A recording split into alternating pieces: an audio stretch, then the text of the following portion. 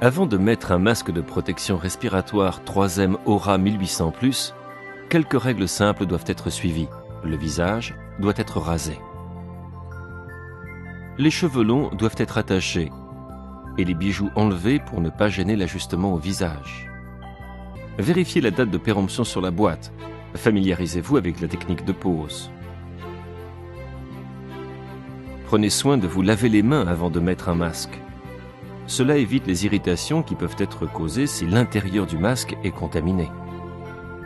Maintenir le masque avec la main et tirer sur l'extrémité du pli inférieur pour l'ouvrir.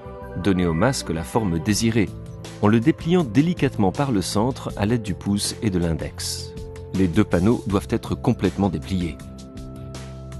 Placez d'une main le masque sous le menton, la barrette nasale en haut et l'appliquez sur le visage. Avec l'autre main, passez les bandes élastiques derrière la tête.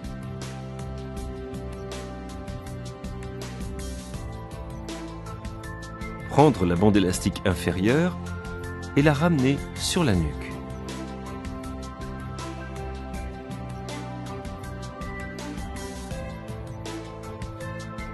Prendre ensuite la bande supérieure et la ramener en haut derrière la tête. En utilisant l'index et le majeur des deux mains, pressez la barrette nasale conformable autour du nez pour assurer une parfaite étanchéité. Presser la barrette nasale avec une seule main peut entraîner une étanchéité imparfaite. L'étanchéité du masque devra être vérifiée avant d'entrer dans l'atmosphère contaminée.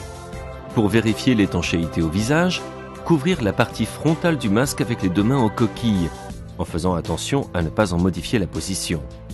Et s'il s'agit d'un masque sans soupape, expirez très fortement. Si vous portez un masque avec soupape, inspirez très fortement. Si vous détectez une fuite d'air autour du nez, réajustez la barrette nasale et la position du masque sur la figure.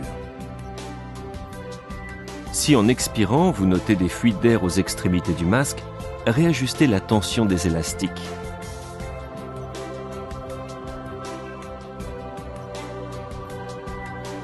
Si vous ne parvenez pas à un ajustement parfait, ne pénétrez pas dans la zone contaminée et consultez votre supérieur hiérarchique. Un masque de protection respiratoire n'est réellement efficace que lorsqu'il est parfaitement ajusté au visage. Les utilisateurs doivent procéder à un test d'ajustement en fonction de la réglementation en vigueur.